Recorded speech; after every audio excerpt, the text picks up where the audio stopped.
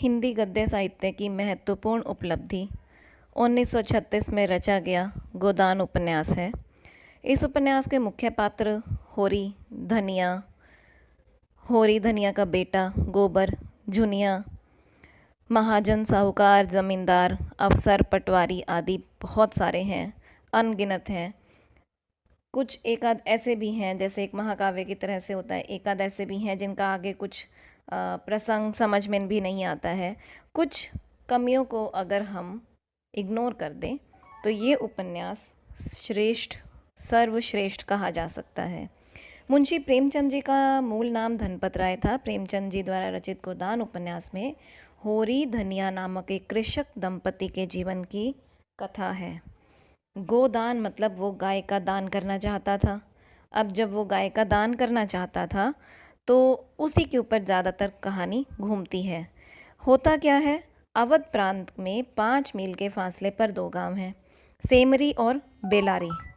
होरी जो है वो बेलारी में रहता है और राय साहब अमरपाल सिंह सेमरी में रहते हैं। ये राय साहब अमरपाल सिंह एक ऐसे पात्र हैं जो विलन होते हुए भी हमें उनसे घृणा नहीं होती, उनसे नफरत नहीं होती है, क्योंकि उन्होंने अपना व्यक्तित्व इस प्रकार का बनाया होता है। खन्ना, मालती, मेहता ये लखनऊ में रहते हैं। जो डॉक्टर मेहता है वो प्रेमचंद जी के विचारों के एक तरह से वाहक कहे जा सकते हैं।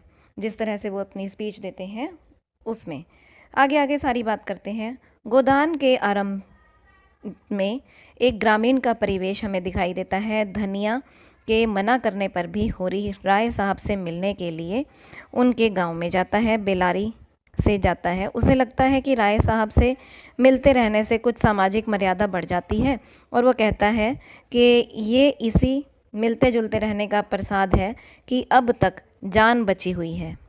वो एक भीरू किस्म का आदमी दिखाया गया है, लेकिन उसकी पत्नी भीरू नहीं है। इस भीरुता का शिकार कहीं ना कहीं उनका बेटा गोबर भी है। आगे बात जब आएगी, जैसे कि वो पलायन कर लेता है, भाग जाता है, सिचुएशन को हैंडल नहीं कर पाता है।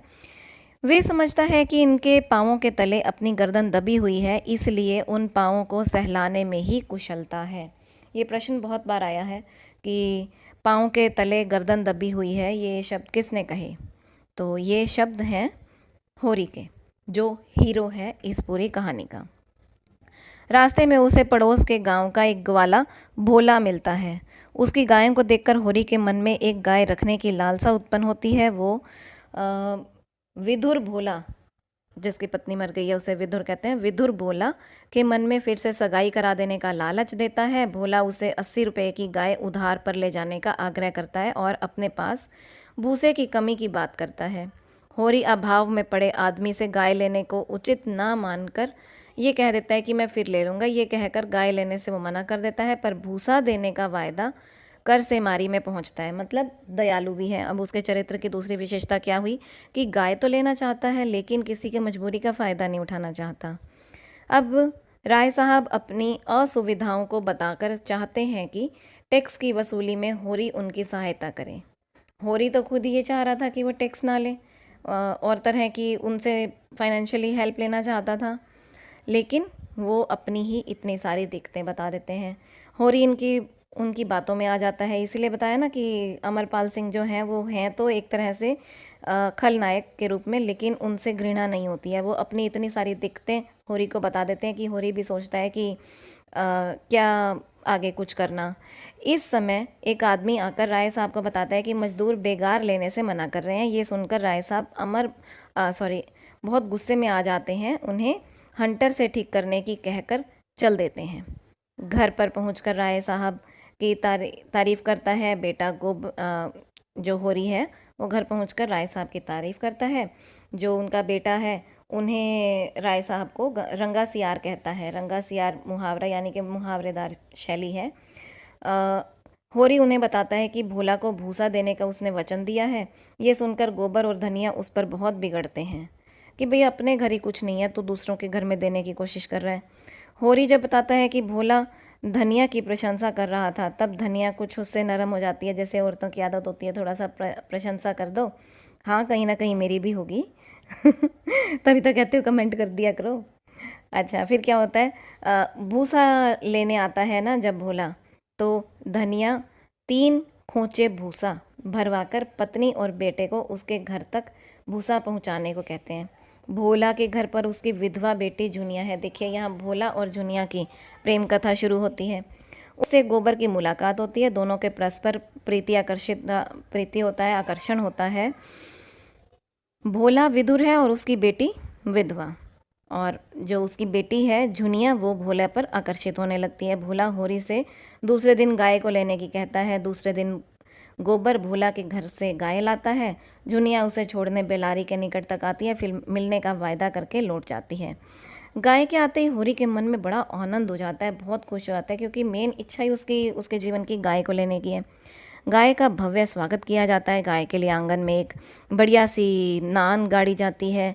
गांव वाले आकर गाय के लक्षण भी और होरी की खुशकिस्मती की तारीफ भी करते हैं।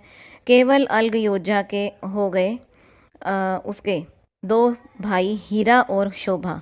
होरी के 2 भाई कौन से हैं? हीरा और शोभा, जो अलग योजना यानी कि उससे अलग हो चुके हैं।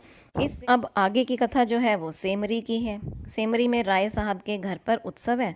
उसमें धनुष यज्ञ नाटक में होरी जनक के माली का अभिनय करता है। होरी किसका? जनक, राजा जनक के माली का नाटक करता है। उत्सव के लिए होरी को 5 रुपये नजराना भी देना है।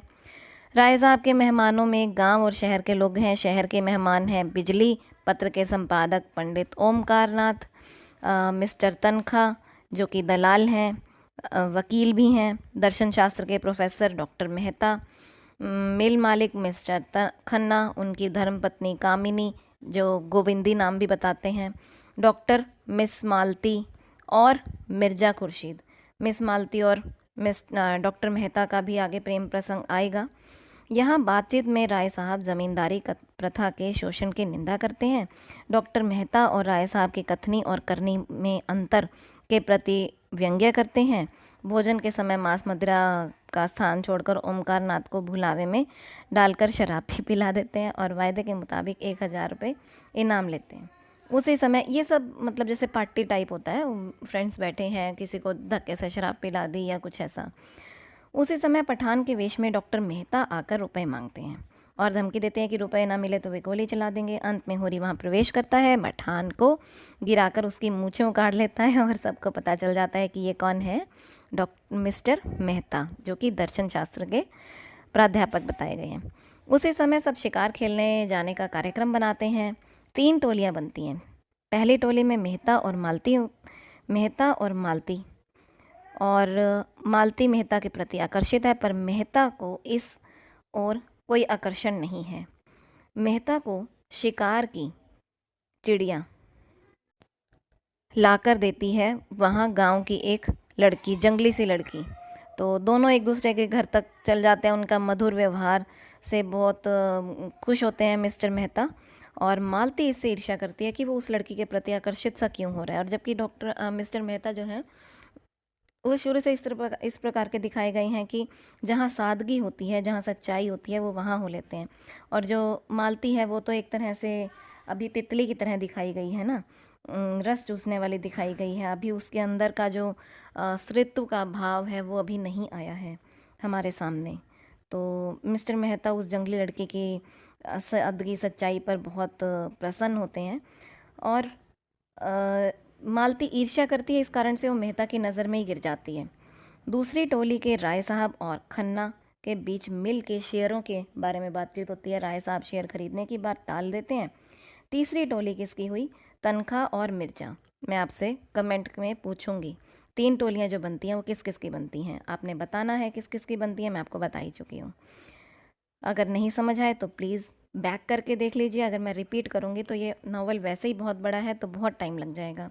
तो मैं एक बात को एक ही बार बताऊँगी।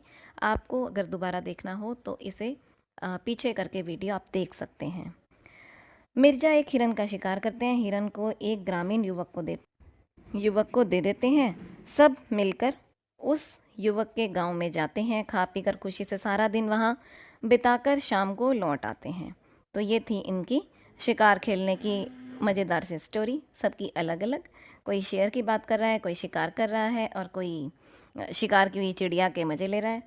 और आपस में मालती और मेहता का थोड़ा सा अनबन हो जाती है। अब आगे की स्टोरी होरी को लेकर है। होरी के जैसे दो तरह की स्टोरी चल रही है, एक शहर की एक गांव की। होरी के घर पर गाय के आने से सब बहुत खुश हैं। इतने में राय साहब को कारिंदा कहता है कि नोखे राम बाकी लगान न चुकाने वाले खेत में हल नहीं जोत सकेंगे। होरी पैसे का इंतजाम करने के लिए साहूकार झिंगुर सिंह के पास पहुंचता है। झिंगुर सिंह की आंख गाय पर थी। अब जो उसके पास नई चीज़ आई है वो क्यों आई है, कैसे आई है, उसके पास नहीं होनी चाहिए, मेरे को मिल जाए, ऐसा गांव वालों का भी बस ऐसी सोच है सभी की। गांव की, शहर की, सबकी सोच ऐसी होती है कि उसके घर एक नई चीज़ आ गई है तो क्यों, मेरे पास क्यों नहीं। झिंगुरे सिंह की नज़र गाय पर थी। वो गाय लेने की कोशिश करता है और होरी भी यही सोचता है लाचार होकर कि गाय को ही बेचना पड़ेगा, कोई और चारा नहीं है। इस कारण से वो धनिया को भी मना लेता है, लेकिन रात को ऐसा होता है कि घर में थोड़ी उमस होती है, वो गाय को लाकर बाहर बांधता है। ऐसे में अ, वो गाय के आसपास हीरा को थोड़ी देर नज़र आता है। उसे देखकर थोड़ा चिंता तो करता है लेकिन फिर चला जाता है। उसी रात को गाय को विष देने के कारण गाय मर जाती है। तो होरी को याद आता है कि उसने होरी धनिया को हीरा पर शक होने की बात को बताता है। धनिया को जैसे ही पता चलता है वो होरी को बहुत सी गालियां देती है और सारे गांव में कोहराम भी मचा देती है। लेकिन क्या फ़ायदा, कोहराम मचने के कारण वहाँ पुलिस आती है, जांच पड़ताल करती है। और जब उससे सच पूछा जाता है होरी से, तो होरी भाई को बचाने के लिए झूठी कसम भी खा लेता है गोबर की। क्या करें, भाई है। फिर जो गांव के मुखिया इस विपत्ति का फ़ायदा उठाने के लिए हीरा पर जुर्माना लगाते हैं। कुर्की से बचने के लिए और परिवार की लाज बचाने के लिए होरी झिंगुरी सिंह से कर्ज लेता है, जिसको देना था उससे और कर्ज ले लेता है और रिश्वत के पैसे लेके आता है। पर धनिया के कारण वह दरोगा को मिल नहीं पाता। दारोगा मुखिया लोगों के घर की तलाशी लेने की धमकी देकर उनसे भी रिश्वत के पैसे वसूल करके चला जाता है। अब ये कहीं होता है या नहीं, लेकिन ऐसा इसमें उपन्यास में कहा गया है। गोहत्या करके गोहत्या करके जो पाप लगा, उसके डर से हीरा जो है वो अपने घर से भाग जाता है। होरी हीरा की पत्नी पुनिया की देखभाल करने की कोशिश करता है। अब करे क्या, संभालनी पड़ेगा अपने भाभी को। बीच में 1 महीने तक बीमार भी पड़ जाता है, क्योंकि दो दो घर का काम वो कैसे करे। एक रात होरी कड़कती सर्दी में खेत की रखवाली कर रहा था। अच्छा, स्टोरी समझ भी आ रही है या ज़्यादा स्पीड हो गई? कोई बात नहीं, एक बार थोड़ा रिपीट करके देख लेना, नहीं समझ आए तो मैं इसी गोदान पर एक और वीडियो बनाऊंगी। उसमें गोदान की कथा को और थोड़ा सहज तरीके से बताने का प्रयास करूंगी, पात्र को भी, और कुछ प्रश्नोत्तर भी लेंगे ताकि ज़्यादा अच्छे से हमें चीज़ें क्लियर हो सकें। तो देखते हैं। गोहत्या के डर से हीरा जो घर से भाग जाता है, तो हीरा की जो पत्नी है पुनिया, उसकी देखभाल भी होरी को करनी पड़ती है। इस कारण से वो बीमार हो जाता है। एक रात होरी कड़कती सर्दी में खेत की रखवाली कर रहा था। धनिया जो है वहाँ पहुँचती है और बताती है कि 5 महीने का गर्भ लेकर झुनिया घर में आ गई। अब ये झुनिया कौन है? गोबर की प्रेमिका। ठीक है। होरी पहले उसे निकाल देने की बात तो करता है, लेकिन बाद में धनिया के समझाने पर उसे अपने घर पे रखने का आश्वासन देता है। अब करे क्या, चाहे बिन ब्याही है पर है तो उसकी बहू। अब फिर से पंचायत होती है और होरी का गला दबाने के जो प्रयास फिर से होता है। झुनिया के एक लड़का हो जाता है। बिरादरी में पाप के लिए पाप माना जाता है उसे, क्योंकि अभी उसका विवाह नहीं हुआ है। जब गोबर ये देखता है कि उसके माता पिता ने झुनिया को अपना लिया है, तो वो थोड़ा सा चिंता में तो रहता है, लेकिन फिर भी वो शहर की तरफ भाग जाता है। धनिया पंचायत पर बहुत फुफकारती है, बहुत गुस्सा करती है, पर होरी झिंगुरी सिंह के पास जाता है। मकान के जो कागजात होते हैं वो उसके पास रखता है और 80 रुपये लाता है, और बाकी जो भी उससे बन पड़ता है वो करता है। गोबर झुनिया को चुपके से घर में छोड़कर लोक लाज के भय से लखनऊ भाग जाता है। मैंने अभी आपको बताया, ये सब वो देख लेता है कि ऐसा ऐसा हुआ। वो मिर्ज़ा खुर्शीद के यहाँ 1 महीने के 15 रुपये वेतन पर नौकरी करने लगता है और उसकी दी हुई जगह पर कोठरी सी उसमें रहने लगता है। अब डांड में सारा अनाज दे देने के बाद होरी के पास कुछ भी नहीं बचता। जो दंड में दे देता है वो सारा अनाज दे देता है, 80 रुपये दे देता है। घर के रेहन भी रख देता है वहाँ पर, लेकिन क्या होता है कि उसके पास कुछ बचता ही नहीं है। अब वो घर में खाए क्या और घर के सदस्यों को खिलाए क्या। इसी समय पुनिया उसकी सहायता करती है, जिसकी वो पति चला जाता है, ये वो पुनिया है। वर्षा के अभाव से उसकी ईख सूख जाती है। भोला गाय के रुपए लेना चाहता है, होरी रुपए नहीं देता। भोला को गुस्सा किस बात का है कि उसकी बेटी ने गलत काम किया, कुकर्म किया। होरी रुपए दे नहीं पाता भोला, होरी के बैल खोल के ले जाता है। गांव वाले उसका विरोध करते हैं, पर धर्म के भय से मर्यादावादी और ईमानदार होने के कारण होरी विवश हो जाता है। उसकी अनुमति देनी पड़ती है, यानी कि उसको बैल देने पड़ते हैं। अब आगे शहर की कथा देखते हैं। मालती राजनीतिक और सामाजिक कार्यों में बहुत ज़्यादा बिजी रहने लगती है। उसके प्रयत्न से मेहता विमेंस लीग में भाषण देने के दौरान महिलाओं के समान अधिकार की मांग को छोड़ देता है। वो ये नहीं चाहता कि महिलाओं का समान अधिकार का प्रयास करना चाहिए, बल्कि महिलाओं को तो मर्यादावादी जैसे सीता है उस तरह की होना चाहिए, ईमानदार होना चाहिए, दया क्षमा की देवी होना चाहिए। उन्हें मालती मेहता के विचारों से पूरी तरह से सहमत ना होते हुए भी वो मेहता को अपने घर पर खाने पर बुलाती है। वैसे वो उससे बहुत ज़्यादा प्रभावित हो जाती है। उसी समय पर मेहता आरोप लगाते हैं कि उसी के कारण मिस्टर खन्ना और मिसेज के बीच में अनबन हुई है, और ये सुनकर मालती बहुत बिगड़ जाती है और अपने घर पे चली जाती है। उनको लगता है कि मिस्टर खन्ना मालती पर थोड़ा अनुरक्त हैं। इस कारण से राय साहब को पता चलता है कि होरी से वसूल किए गए जो पैसे हैं, दंड के जो पैसे हैं, सारे गांव के मुखिया लोग खा गए हैं और उसको कुछ राय साहब को कुछ नहीं मिला।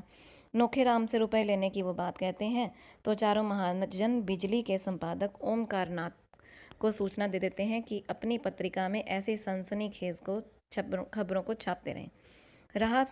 राय साहब जो हैं वो ग्राहकों की जो मिलते हैं ग्राहकों से चंदा रिश्वत के रूप में भरकर किसी तरह से छापने पर रोक लगा देते हैं, मतलब उनकी पत्रिका में छपने नहीं देते हैं। जब गांव में बुआई शुरू होती है तब होरी के पास बैल नहीं है। अब बैल ना होने के कारण क्या होता है, लाचारी होती है उसे, और दाता दिन होरी से सांझे में बुआई करने का प्रस्ताव रखते हैं। होरी को मजबूरी में क्या करें, मजदूर के स्तर तक जाना पड़ता है। वो मजदूर बन जाता है। जिसके अपने खेतों में काम करता था अब उसे मजदूरी करनी पड़ रही है। उधर दाता दिन का बेटा माता दिन जो है वो झुनिया से प्रेम करने लगता है। झुनिया तो चमारिन है, लेकिन बीच में सोना पहुंच जाने से मामला थोड़ा गड़बड़ हो जाता है। होरी ईख बेचने लगता है तो मिल मालिक से मिलकर महाजन सारा रुपया कर्ज के लिए वसूल कर लेते हैं। अब आगे स्टोरी आती है मिस्टर खन्ना और उनकी पत्नी गोविंदी की। हाँ, इसमें से जो भी सीन या जो भी आपको समझ नहीं आए या आपको लगे कि यहाँ पर मैडम ने थोड़ा काट दिया है, इसको थोड़ा डिटेल में बताना चाहिए था, तो मुझे ज़रूर बताना। ये गोदान उपन्यास अपने आप में इतना विशाल है, इतना बड़ा है कि वो एक वीडियो में करना बहुत मुश्किल है। उसके लिए 2 घंटे 3 घंटे भी अगर मैं बोलती रहूँ तो भी शायद कम रहेंगे। उपन्यास बहुत अच्छा है, हाँ मानती हूँ आज के समय में उससे बेहतर उपन्यास आ चुके हैं, लेकिन उस समय का ये सर्वश्रेष्ठ उपन्यास था जो कि आज भी अपना स्थान बनाए हुए है। अगर शुक्ल जी का हिंदी साहित्य का इतिहास आज इतनी महत्व रखता है तो गोदान का महत्व भी कम नहीं है। गांव की शहर की स्टोरी का जो एक बहुत अच्छा सा उन्होंने एंड भी बहुत अच्छा दिया है।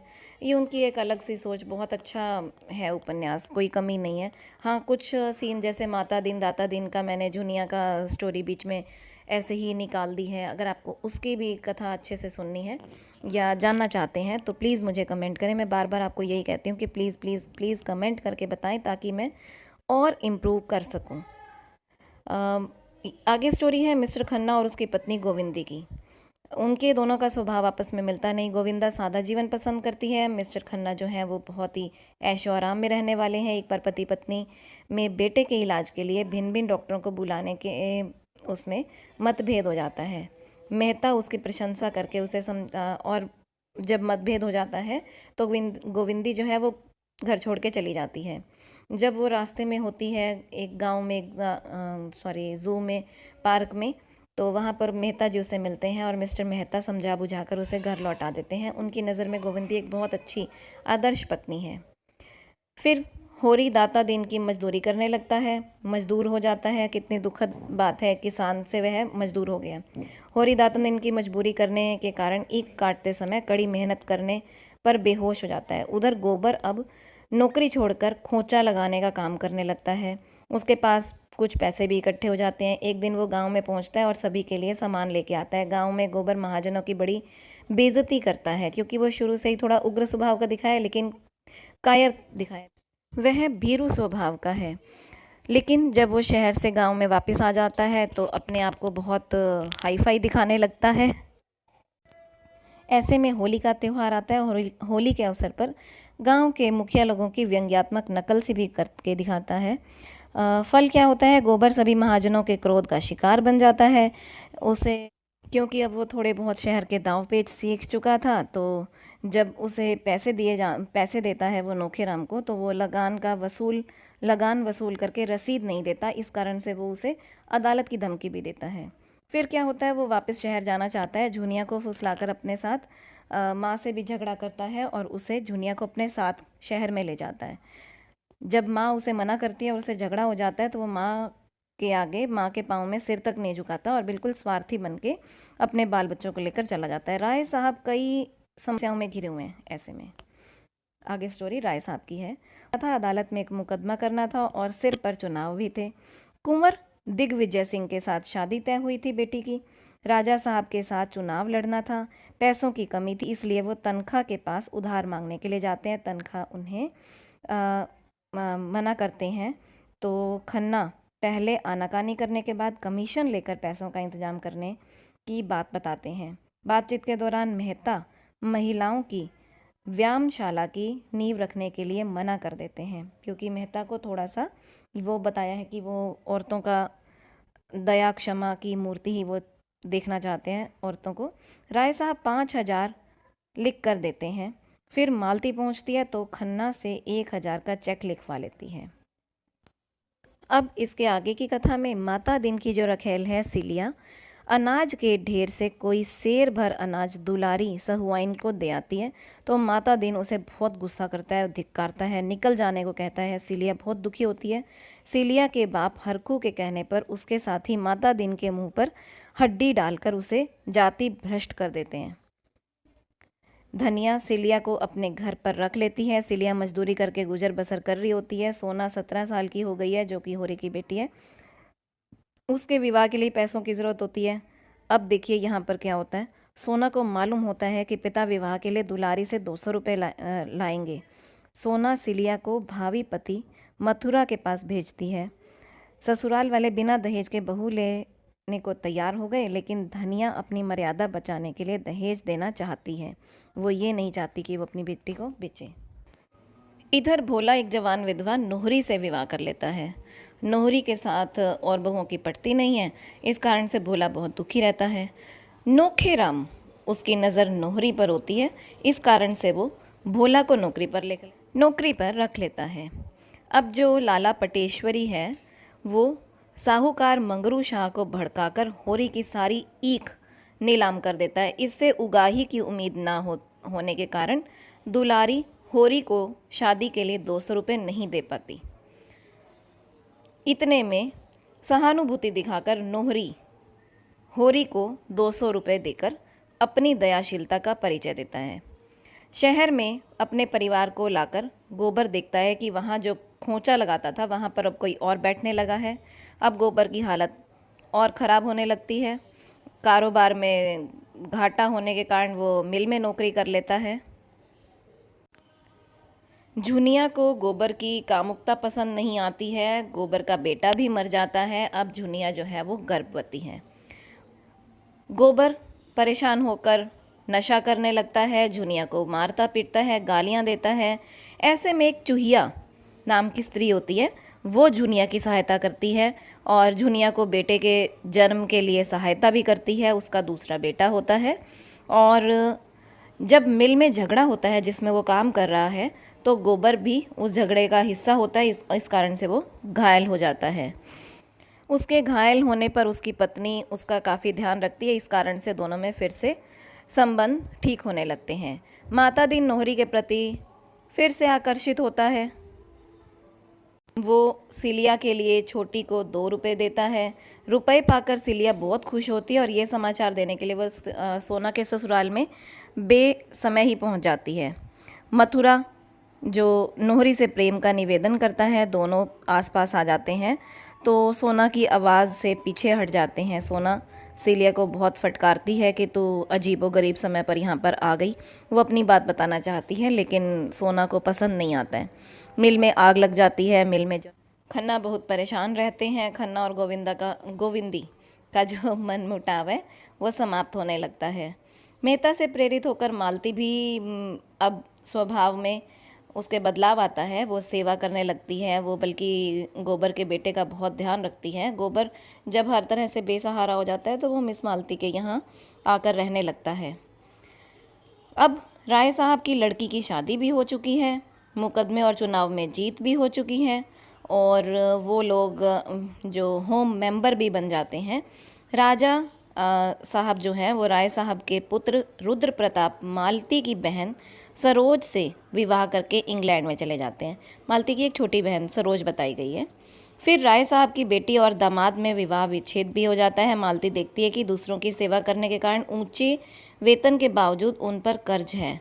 कुर्की भी आती है। मालती मेहता को अपने घर पे ले आती है, उनकी सहायता करती है क्योंकि वो कर्ज में होता है ना। मालती गोबर को अपने यहाँ माली रख लेती है, वो मैंने आपको अभी बताया ही है। उसके बेटे की इलाज भी करती है, उसकी सेवा भी करती है और जब उसको सेवा करते हुए मिस्टर मेहता देखते हैं तो वो उसके प्रति आकर्षित होते हैं। अब यहाँ आकर्षण का कारण उसकी मालती की सुंदरता नहीं है बल्कि उसका सेवा भाव है जो एक स्त्री में मिस्टर मेहता देखना चाहते हैं। ऐसे में मिस्टर मेहता मालती से विवाह का प्रस्ताव रखते हैं किंतु मालती उसे स्वाभिमान के लिए स्वीकार नहीं कर पाती है बल्कि अस्वीकार कर देती है। लेकिन फिर भी वे अच्छे मित्र बनकर रहते हैं।